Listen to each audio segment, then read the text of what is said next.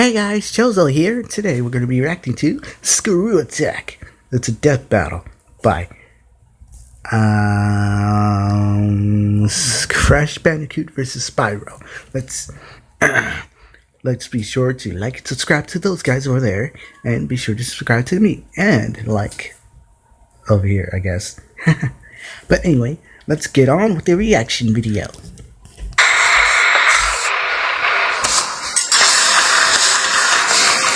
The early 1990s played host to one of the biggest battlegrounds the world had ever seen. The Console Wars. Nintendo and Sega's mascots were locked in a merciless duel over the gaming throne. But when the smoke cleared, a surprise third challenger was rising to the top. The Sony PlayStation. And it didn't have just one mascot, it had two. Crash Bandicoot, the mutated marsupial from Down Under. And Spyro the Dragon, the powerful purple hero of the Dragon Realm.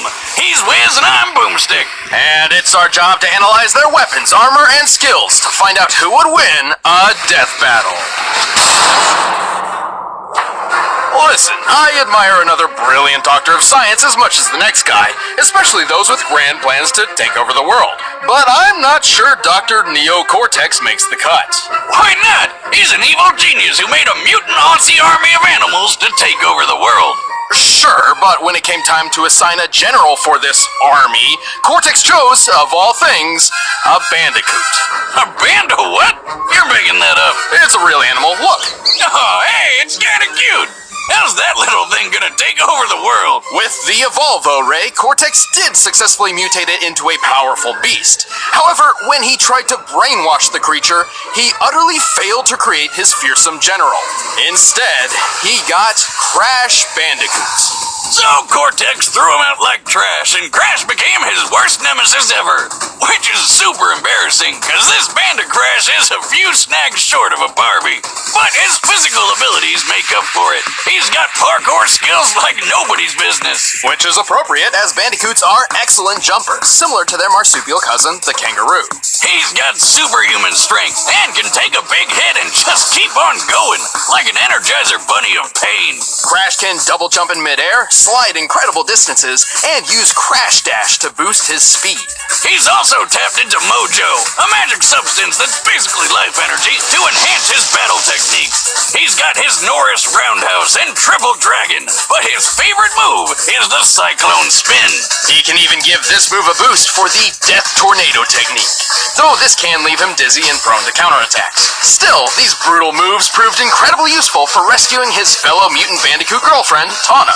Oh, why does she look like that? She's like really hot, but also not at the same time? I'm really confused.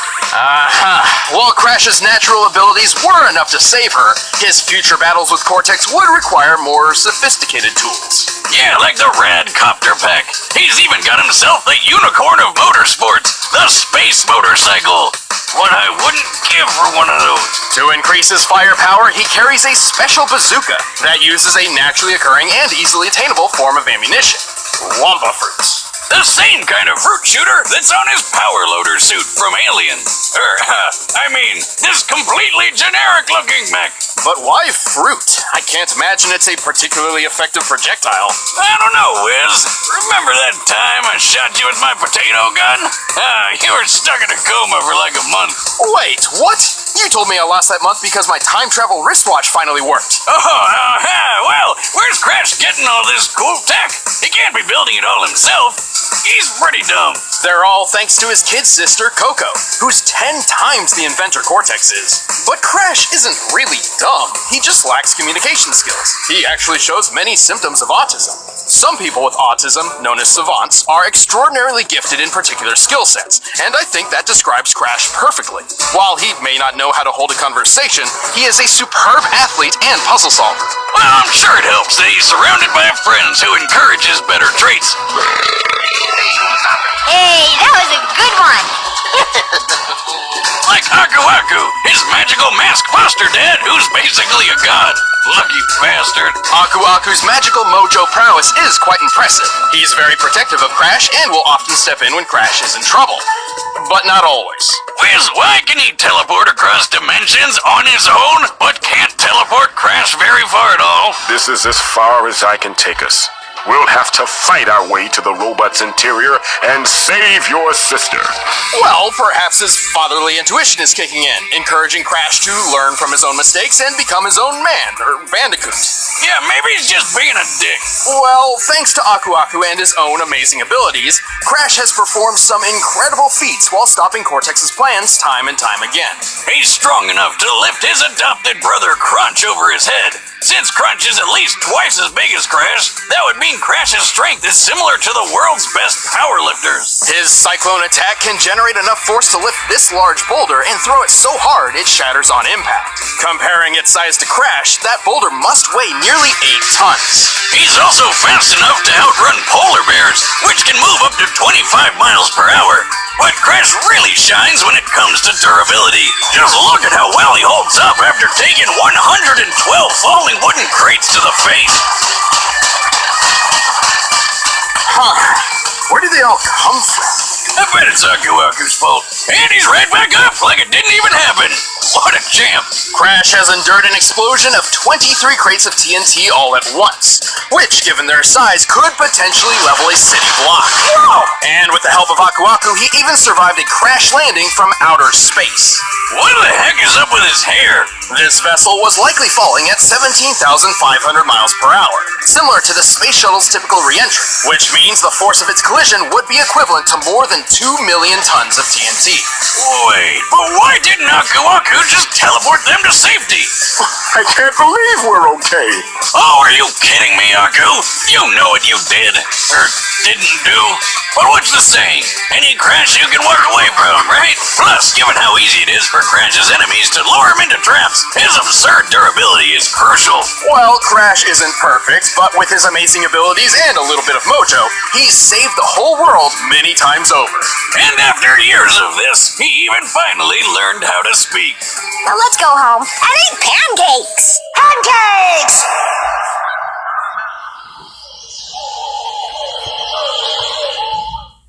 Wait, that's it? Prophecy tells of a special purple dragon born every 10 generations, destined to be a hero of his age. This was the legend of Spyro. But when the ancient Dark Master Malefor learned of this, he swore to destroy Spyro before he even hatched. By the way, there are at least 3 different timelines for Spyro, but we're mainly sticking with the Legend of Spyro version, because he can do pretty much anything the other ones can, and more. Plus, I think they're all the same as Spyro reincarnated anyway, since that's what the prophecy says, and look, that's totally Skylands being made at the end of Dawn of the Dragon. Wild fan theories aside, Spyro was saved from Malefor's wrath by Ignitus, a guardian dragon. He decided to pull a Moses and send Spyro's egg floating down a river to who knows where. Okay, why do so many stories start with people just throwing babies into rivers? That's never a good idea. Wrong, Wiz. It worked out fine for Spyro. He was found and adopted by a family of dragonflies. And even without fellow dragons around, Spyro grew up to be a pretty good fighter. He's strong, tough, and makes good use of his horns, tail, and claws. But not his wings. Not yet. Without a dragon's parentage, Spyro remained mostly grounded during his childhood. But he got pretty good at using his head.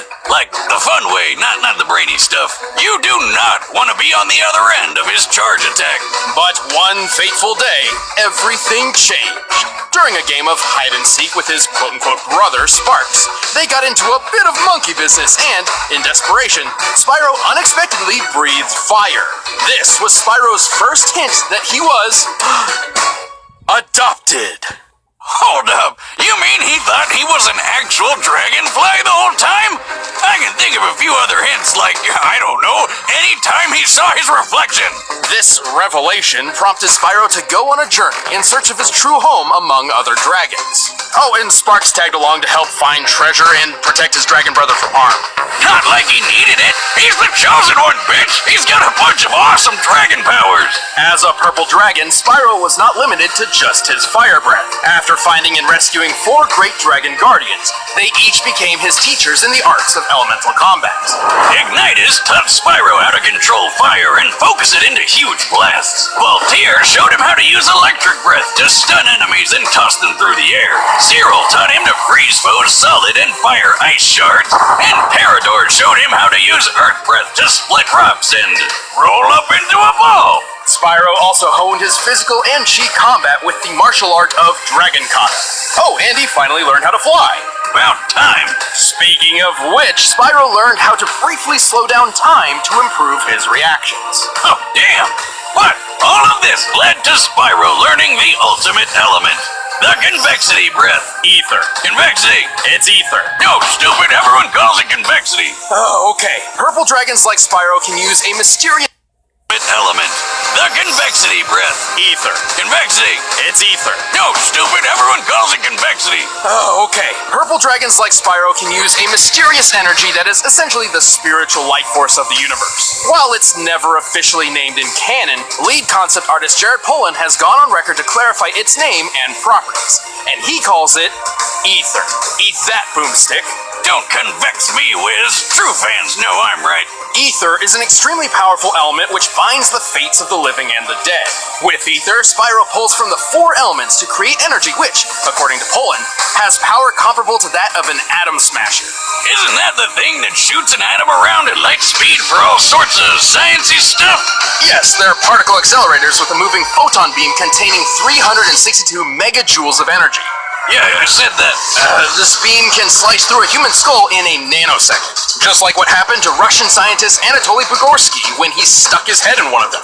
Why the hell would he do that? God, being Russian must be hard. Bugorsky took a beam less than a molecule thick through the skull, which obliterated all matter in its path in an instant. While he survived, half of his face around the microscopic hole in his head swelled, peeled apart, and was permanently paralyzed, while he experienced the blinding light he described as brighter than 1,000 suns. Hey, Spyro, what was that about? I don't really know. I just felt like I had to hit it. And when I did, the power of 1,000 suns surged through my body. Just imagine if that beam was the size of Spyro's super breath. No, wait, you don't need to. We've seen what it's like when he killed the Ape King. Of course, Spyro's ether powers have other uses as well, such as curing his fellow dragon Cinder of malforced corruption. Is he shooting ghosts in her? What kind of magic were they smoking when they came up with that? But ether is dependent on a balance between light and dark. Should a purple dragon fall prey to their own anger and hatred, they risk being consumed by dark ether, or nether, transforming into a blackened, rage-filled form. Spyro's a really nice guy, but as Dark Spyro, he lets loose. He's stronger, faster, and way more violent. Unfortunately, when Spyro's consumed by dark ether, he cannot return to his old self on his own. But with friends like Sparks and Cinder at his side, he's always found his way back.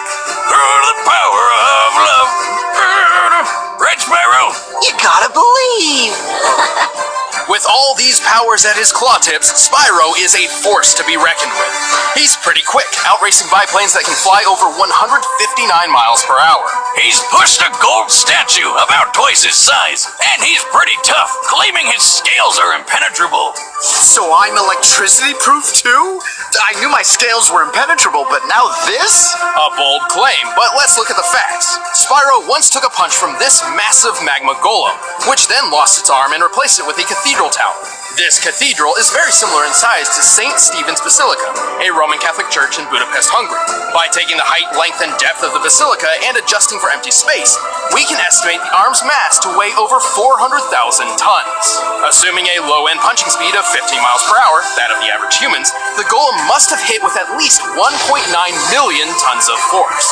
And after getting all these powers, saving the dragons, and defeating the Dark Master himself, Spyro tapped into ether one last time to literally pull the exploding planet back together. What? How the hell? How? I'd say a mix of the power of love, magic of friendship, and a smidgen of prophetic destiny. Wiz, I want a pet dragon more than anything. It's a sad sight, Sparks. Another noble warrior falls victim to the plague of love. Just look away. Alright, the combatants are set. Let's end this debate once and for all. But first, let me tell you about the mascot of Good Food. That's right.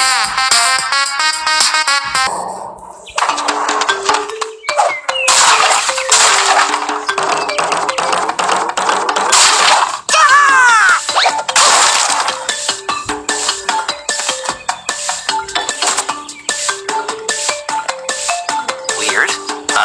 What are you doing?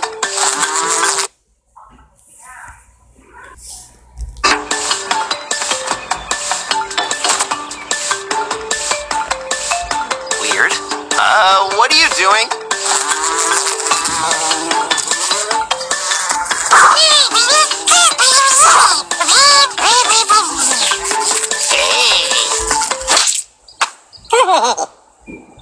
Sparks! No!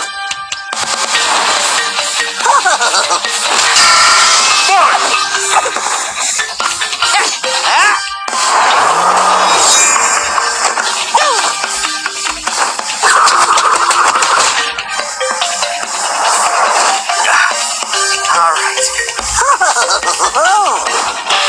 You asked for it.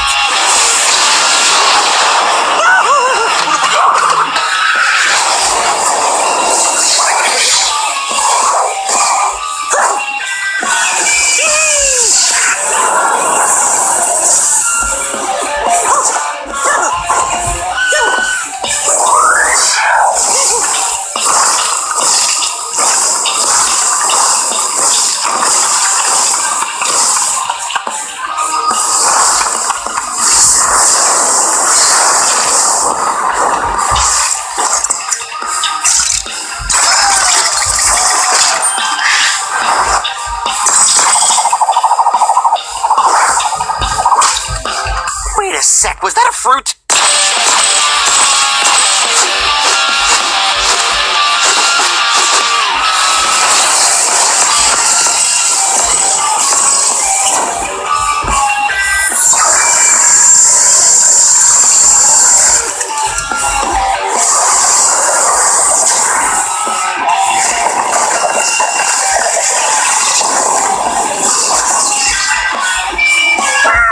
Woohoo! Stay right!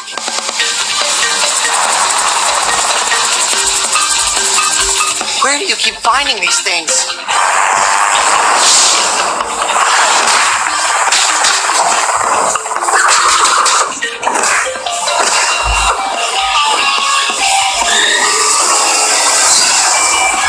Done with this!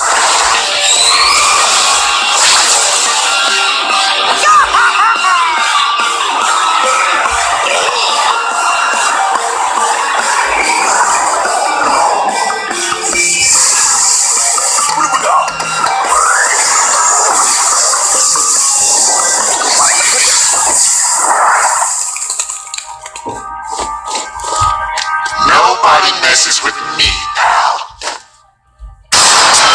KO! I don't think Aku Aku's gonna pull Crash from the grave after that. Spyro had plenty of obvious advantages. His speedy flight let him control the pace of the battle, and his elemental arsenal gave him a much wider variety of attacks. Well, I guess that's all for today's video, guys. If you guys are new to my channel, please like and subscribe. If you guys want to watch this for yourselves, it's in the description below. See you guys.